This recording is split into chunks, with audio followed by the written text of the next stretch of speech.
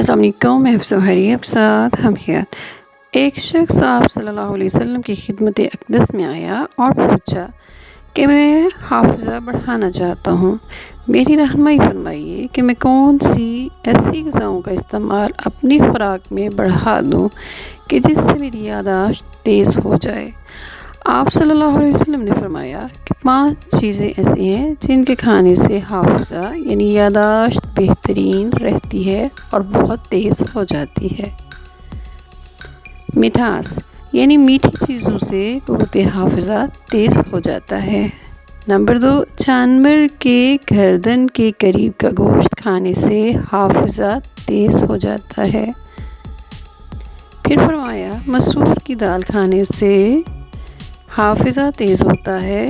دال مسور انبیاء کی پسندیدہ غذاؤں میں سے ایک غذا ہے۔ پھر فرمایا ٹھنڈی روٹی کھانے سے یادداشت بڑھ جاتی ہے۔ پھر فرمایا آیت الکرسی پڑھتے رہنے سے حافظہ تیز ترین ہو جاتا ہے۔ السلام علیکم ورحمۃ اللہ وبرکاتہ۔